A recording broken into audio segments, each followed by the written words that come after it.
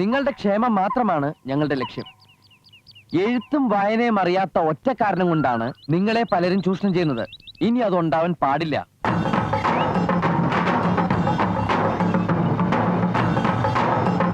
നമ്മൾ എന്തിലെങ്കിലും കയ്യൊപ്പ് വെക്കുകയാണെങ്കിൽ അതിനു മുമ്പ് അതെന്താണെന്ന് വായിച്ചറിയാൻ നമുക്ക് കഴിയണം. അതിന് അക്ഷരമറിയണം. ഇനി മുതൽ ജോലി കഴിഞ്ഞു വന്നാൽ 1 മണിക്കൂർ നമ്മൾ അതിനായി മാറ്റിവെക്കണം. പഴയ പോലെ നമ്മളെ ആരും ചതിക്കാൻ പാടില്ല. ಇಲ್ಲಿ ನೋಡಿ, ಇನಿ ಹತ್ರ ಕಳ್ಳತರ ಮಾಡಬಾರಲ್ಲ, ಗೊತ್ತಾಯ್ತಾ? ഇവിടെ ഇതായിരിക്കണം മഞ്ഞ ഷർട്ടുകാരനാ മുകുന്ദൻ.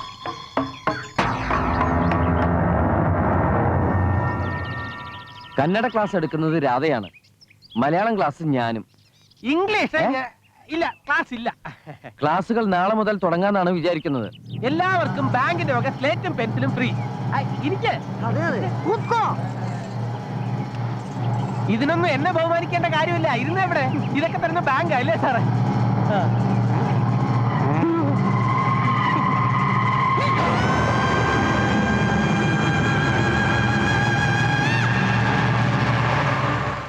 തിമ്മയ്യ, നീ മുകുന്ദ അല്ലേ? എല്ലാരെയും എഴുത്തും വായനയും പഠിപ്പിക്കല്ലേ? എഴുതാൻ കയ്യും പറയാൻ നാവുള്ളെങ്കിൽ പഠിപ്പിച്ചിട്ട് എന്താ കാര്യം? എല്ലാം ഇവിടെ വെച്ച് നിർത്തിയേക്ക്. ശ്രാവണഗിരിക്കാരെ അവരുടെ വഴിക്ക് വിട്ടേക്കടാ മോനെ. ഇല്ല, ഇനി ബാങ്കിനെ ഉപയോഗിച്ച് ഈ പാവങ്ങളെ ദ്രോഹിക്കാൻ ഞാൻ സമ്മതിക്കില്ല. ഈ ക്രൂരത ദൈവം പോലും പൊറുക്കില്ല. ദൈവം നാനാണ് മോനെ ശ്രാവണഗിരിക്കാരുടെ ദൈവം. അവരെ രക്ഷിക്കാനും ശിക്ഷിക്കാനും അധികാരമുള്ള ദൈവം. എന്റെ കാര്യത്തിൽ തലയിട്ടതിന് നിന്നെ ഞാൻ ശിക്ഷിക്കാൻ പോവാ.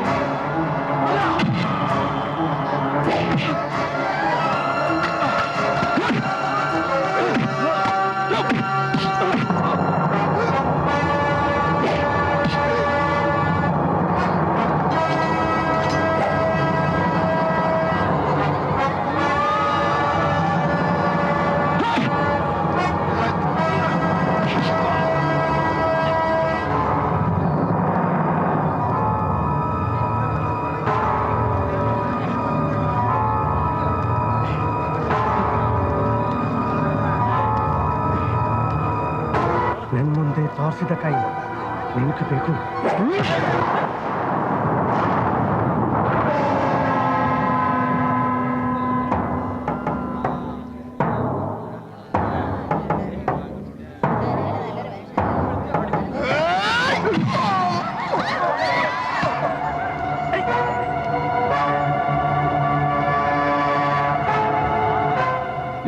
ഈ ചവിട്ടി നിന്നാ നീ ഇതുവരെ കളിച്ചത്. മതി, ഇനി വേണ്ട.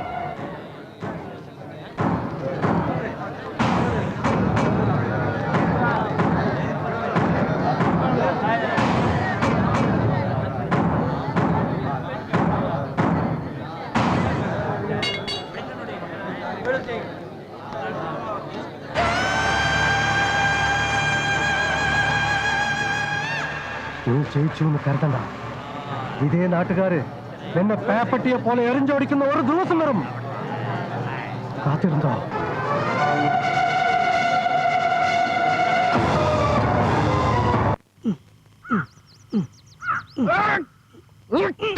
ദേവർസി നൻ മകനെ ಗಂಗೆ ನಿನ್ನ ಮನಸೈತೆ ಕಣ್ತುಂಬ ನಿಂದೊಂದೆ ತುಂಬೈತೆ ನನ್ನ ಕಣ್ತುಂಬ ನಿನ್ನ ಬೊಂದೆ ತುಂಬೈತೆ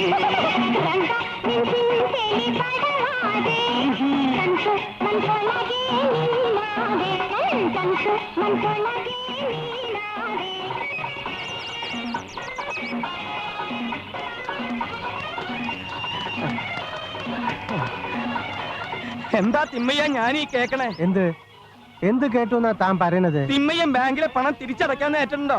ആ പാർത്തലും കൂട്ടരും എന്റെ തല മുട്ടയടിച്ച് പുള്ളിയും കുത്തി ചെരുപ്പുമാല ഇടിച്ച് കഴുതപ്പുറത്ത് നടത്തുന്നു പറഞ്ഞ എന്റെ വീട്ടിൽ വന്ന് ബഹളുണ്ടാക്കി. ഇതാണോ കാര്യം? താൻ വിഷമം എടുക്കണ്ട. അവൻ പറഞ്ഞതൊക്കെ ആ പാർത്തനെ കൊണ്ട് മുകുന്ദനെ ഞാൻ ചെയ്യിക്കും. അവൻ അങ്ങനെ ചെയ്യിപ്പിച്ചോണ്ട് എനിക്ക് എന്താ കാര്യം? എന്റെ പോയ വഴി തിരിച്ചു കിട്ടുമോ? എടോ മണ്ട, പണി തിരിച്ചു കിട്ടാനാ പൈസ അടയ്ക്കാമെന്ന് തിന്മയും സമ്മതിച്ചത്. തൽക്കാലം പണം അടക്കിയല്ലാതെ തന്റെ സസ്പെൻഷൻ പിൻവലിക്കാൻ യാതൊരു നിവൃത്തിയില്ല. അപ്പൊ എനിക്ക് കുഴപ്പമുണ്ടാവില്ല? ഇല്ല. അപ്പൊ തിമ്മയ്യ ഞാൻ പോട്ടെ. തിമ്മയ്യ ഒറ്റയ്ക്ക് പോവാൻ എനിക്ക് പേടിയാവണു. ഒറ്റയ്ക്കല്ലേ താൻ ഇങ്ങോട്ട് വന്നത്? അപ്പോഴത്തെ ബേജാറിൽ ഞാൻ ഒറ്റയ്ക്കാണെന്നുള്ള കാര്യം മറന്നുപോയി. തിമ്മയിന്റെ കയ്യിൽ ഇഷ്ടം പോലെ പോത്തുകളുണ്ടല്ലോ. ഒരെണ്ണത്തിന് എന്റെ കൂടെ പറഞ്ഞയക്കി. ഒരു ധൈര്യത്തിനാടോ. ഏയ് ഗതികയോകളെ, ഞാൻ പോട്ടോ റമീസേ. ബന്നി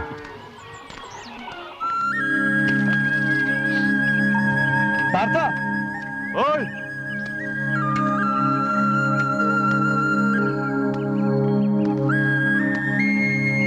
രാധയ്ക്കൊരു കത്തുണ്ട്. ഇംഗ്ലീഷാ? തന്റെ പെങ്ങള് പരീക്ഷ പാസ്സായിന്ന്. ഫസ്റ്റ് ക്ലാസ് ഉണ്ട്. നീ എന്താ ഇപ്പൊ വരും പറഞ്ഞു പോയിട്ട്? മെമ്പർന്നവർക്ക് അടയിരിക്കായിരുന്നു. ഏയ് ഞാൻ നീ വന്നിട്ട് പോകാൻ നിൽക്കായിരുന്നു. ചന്ത വരെ ഒന്ന് പോണം. അല്ല വാർത്ത, പിന്നെ എന്താ അല്ല നീ ഇപ്പോ എന്താ അടകടം തിരിഞ്ഞെടുക്കുന്നത്? ഉള്ള കാര്യം പറ. എന്താ പ്രശ്നം? നീ ചുമ്മാ പോയി ബഹളമൊന്നും ഉണ്ടാക്കരുത്. നിങ്ങളുടെ അച്ഛൻ വന്നിട്ടുണ്ട്. ഓ, സമാധാനമായി. ചത്തട്ടില്ലല്ലോ, ഭാഗ്യം. എന്താണാവോ വരവിന്റെ ഉദ്ദേശം? ലോറി കൊണ്ടുവന്നുണ്ടോ? അതോ പറ്റി തൊലച്ചോ? ലോറിയൊക്കെ ഉണ്ട്. അയാളൊരു പെണ്ണ് കെട്ടി അവരെയും കൊണ്ടാ വന്നേക്കുന്നത്.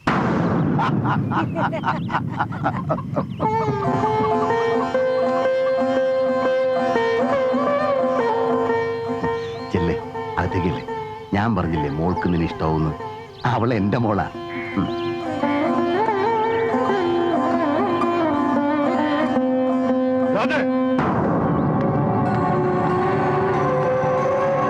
പാർത്ത, അത്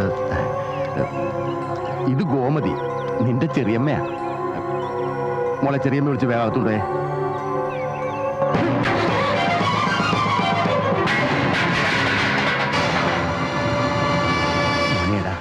അവസാന കാലത്ത് എനിക്ക് ഇത്തിരി വെള്ളം അനത്തി തരാൻ ഇവളൊരു പാവാടാ. മിണ്ടരുത്, അല്ലെങ്കിൽ ഞാൻ വല്ല കടുകയും കാണിക്കും. പൊയ്ക്കോ മോനെ, നീ എന്റെ അവസ്ഥ ഒന്ന് മനസ്സിലാക്കി. തന്തയെ കൊന്ന പേര് കേൾപ്പിച്ചെന്നെ ജയിലിലാക്കിയിട്ട് നിങ്ങൾ പോകും.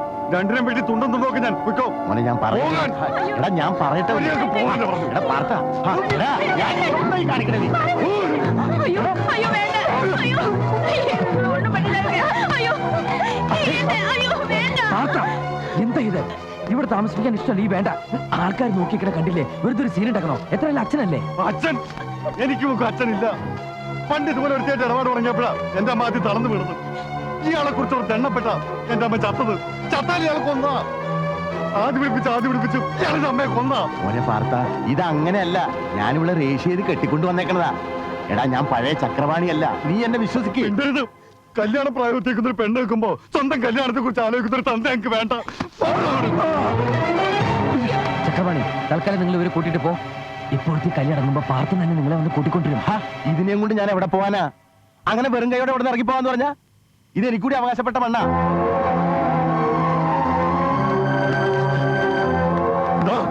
ഇവിടെ നിങ്ങൾക്ക് അവകാശപ്പെട്ടതല്ലേ? പടച്ചുണ്ടാക്കിയല്ലാതെ ഇവിടെ പറ്റി നിങ്ങൾ ആലോചിച്ചിട്ടുണ്ടോ? ഒരു നേരത്തെ അന്നം നിങ്ങൾ എനിക്ക് വാങ്ങി തന്നിട്ടുണ്ടോ? കള്ളം കുടിച്ച് കണ്ട തേവിച്ചുകൊണ്ട് അഴിഞ്ഞാടി നടന്നിട്ട് ഇപ്പൊ അവകാശം പറഞ്ഞുകൊണ്ട് വന്നിരിക്കുന്നു. അകത്തേക്ക് കിടന്നോ? ചായന്ന് പറയാൻ ചെലവ് തരാം. പക്ഷേ ഈ അലവലാതി ഇതിനകത്ത് കാര്യം ഞാൻ സമ്മതിക്കില്ല. ഇറങ്ങി പോരോ.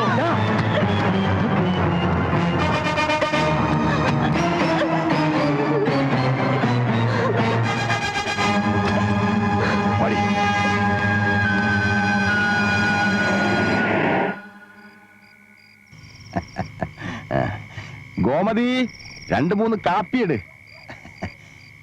കൂത്കൊള്ളി. മുതലാളി ഇവിടെ ഉണ്ടെന്ന് ഞാൻ അറിഞ്ഞില്ല. അറിഞ്ഞിരുന്നെങ്കിൽ ഞാൻ നേരെ അങ്ങോട്ടേ വരുള്ളായിരുന്നു.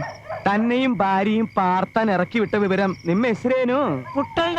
ഈ പുട്ടണ്ണ വന്ന് തിമ്മയ്യനോട് പറഞ്ഞപ്പോ തിമ്മയ്യൻ ഞെട്ടിപ്പോയി. പിന്നെ ഒന്നും ആലോചിച്ചില്ല, ഉടനെ ആളെ വിട്ട് കളപ്പുര റെഡിയാക്കാൻ പറഞ്ഞു. ഒരു വഴി അടയുമ്പോ ദൈവം വേറൊരു വഴി കാണിച്ചു തരും. ദൈവത്തിന്റെ കാര്യം അവിടെ നിൽക്കട്ടെ, ഇന്ന് തിമ്മയ്യ ഇല്ലായിരുന്നെങ്കിൽ ദൈവം നിനക്ക് പെരുവഴി കാണിച്ചു തന്നെ. അതൊക്കെ പോട്ടെ, മുകുന്ദൻ സാറ് മധ്യസ്ഥം പറയാൻ വന്നിട്ട് എന്തായി? മുതലാളി, മുകുന്ദൻ സാറ് വന്നില്ലായിരുന്നെങ്കിൽ എന്റെ മോൻ എന്നെ കൈവച്ചേനെ. ഇത് കർണാടക നാടകം. നിന്റെ ചെക്കൻ പോസ്റ്റും കാല് പോലെ വളർന്നേ ഉള്ളൂ. അവൻ അങ്ങട് ചാടറ കുഞ്ഞിരാമ, ഇങ്ങട് ചാടറ കുഞ്ഞിരാമ, വെള്ളം കോരുന്ന് കാണിക്കട കുഞ്ഞിരാമ, കാവടിയാടുന്ന് കാണിക്കട കുഞ്ഞിരാമ. ഇതൊക്കെ അവനെ കൊണ്ട് ചെയ്യിക്കുന്ന ആരാ? ആ കുറവനാ, മുകുന്ദൻ കുറവൻ. അയ്യാ എന്നടി? അയ്യ, പാലില്ലേ? പാലില്ല, കട്ടൻ കാപ്പി എടുക്കട്ടെ. ഗോമതി ആദ്യമായിട്ട് തരണതല്ലേ, വാങ്ങി കുടിക്കല്ലേ. ಏನು ಬೇಡ. கோமதி, ஊரு மணி இஷ்ட ஆயிட்டா? இந்த ஊரும் வீடு உனக்கு பிடிச்சாச்சான்னு முதலாளி கேக்குறேன். ரொம்ப பிடிச்சாச்சு. അതെ, എവിടുന്ന് പൊക്കി ഈ സാധനത്തിന്? അത് ഞാൻ മേട്ടുപാളയത്തിൽ ഓടുകൊണ്ട് പോയപ്പോ ഒരു ചായക്കടയിൽ വെച്ച് പരിചയപ്പെട്ടതാ. പാവാ. അല്ല, അത് കണ്ടപ്പോ എനിക്ക് മനസ്സിലായി. ഇനി മേട്ടുപാളയത്ത് മുമ്പ് എനിക്ക് ನಾವು ಬರ್ತೀನಿ. ನಿಮಗೂ ಏನು ಬೇಕಂದ್ರೆ ನಮ್ಮನೆ ಹತ್ರ ಕೇಳು. എന്താ ചരക്ക്? മുകുന്ദണ്ണ, രാധേച്ചി അവിടെ ഭയങ്കര കരച്ചില്ല. കരയേ? എന്തിന്? പാർത്തണ്ണൻ രാധേച്ചിയോട് ഇനി പഠിക്കാൻ പോണ്ടെന്ന് പറഞ്ഞു. മുകുന്ദേട്ടൻ പറഞ്ഞ പാർത്തണ്ണൻ കേൾക്കും, ഒന്ന് പറയൂ. വെള്ളം ഇറങ്ങാതെ ചത്ത തള്ളയുടെ ശവം അനാഥപ്രേതങ്ങളുടെ ആശുപത്രി മോർച്ചറി കിടന്നു 2 ദിവസം. ആരും ഉണ്ടായിരുന്നില്ല തിരിഞ്ഞു നോക്കാൻ. ഇവക്ക് 5 വയസ്സാ. വിശന്നും കരഞ്ഞ് തളർന്ന് ഇവളെയും തോളിലിട്ട് അറവുമാടുകളെ വാങ്ങാൻ ഇങ്ങോട്ട് വരുന്ന തമിഴൻ ലോറി ഡ്രൈവറുടെ കാല് പിടിച്ചിട്ടാ ശവം നാട്ടിലെത്തിച്ചത്. ആരോ പറഞ്ഞറിഞ്ഞ് തന്തേന്ന് പറയുന്ന മനുഷ്യൻ വന്നു. 2 മാസം കഴിഞ്ഞ്. അന്ന് തൊട്ട് ഇന്ന് വരെ ഇവളുടെ ഒരു കാര്യത്തിനും ഞാൻ മുടക്കം വരുത്തിയിട്ടില്ല. കഴിഞ്ഞ കാര്യങ്ങളും വാശിയും പിണക്കൊക്കെ നമുക്ക് മറക്കാം. ഇപ്പോ രാധയ്ക്ക് പഠിക്കാൻ ആഗ്രഹമുള്ള സ്ഥിതിക്ക് ഉള്ളതെല്ലാം വിറ്റുപെറുക്കിയിട്ടാണെങ്കിലും പഠിപ്പിക്കണമെന്ന് തന്നെയാണ് ആശ. ആകെ ഉള്ളത് ഈ വീടും കുറെ പൈക്കളുവാ. കഴിഞ്ഞോണത്തെ വരവിന് കുടുംബസ്നേഹമുള്ള ഞങ്ങളുടെ തന്ത വീടിന്റെ ആധാരം അടിച്ചു മാറ്റി പണയം വെച്ച് ലോറി വാങ്ങി. ബാക്കിയുള്ളത് പൈക്കളാ. ഇവളുടെ കല്യാണ ചെലവിന് എന്റെ കയ്യിലുള്ള സമ്പാദ്യം. അയാളും ഭാര്യയും നാട്ടിലുള്ളിടത്തോളം കാലം അതിന് അവകാശം പറഞ്ഞുകൊണ്ട് വരും. കണ്ണി ചോരയില്ലാത്തവനാ. അതിനു മുമ്പ് എല്ലാത്തിനെയും വിറ്റുപെറുക്കി നല്ലൊരു ചെറുക്കനെ കണ്ടെത്തി ഇവിടെ കല്യാണം നടത്തണം. നാളെ പൈക്കളെയും കൊണ്ട് മലകയറുമ്പോ ഒരു പാമ്പ് കടിച്ചോ വെല്ലടി വെട്ടിയോ എന്റെ തല പോയാ ഇവക്ക് പിന്നെ ആരാ ഉള്ളത്? വേണ്ടാത്തൊന്നും ചിന്തിക്കില്ലേ. കല്യാണത്തിന് വേണ്ടി പാർത്ഥൻ കരുതിയിട്ടുള്ള സമ്പാദ്യത്തിൽ തൊടാതെ രാധയെ പഠിപ്പിക്കാൻ പറ്റിയല്ലോ. രാധയുടെ പഠിത്തത്തിന് ആവശ്യമുള്ള പണം ബാങ്ക് തരും. പാർത്ഥൻ കുറേശ്ശായിട്ട് തിരിച്ചടച്ചാൽ മതി. ഒക്കെ ശരിയാവും. പിന്നെ കല്യാണം അത് എടുപിടിന്നിങ്ങനെ അതിനതിന്റെയൊക്കെ സമയമുണ്ടല്ലോ അല്ലേ? ഉണ്ട്.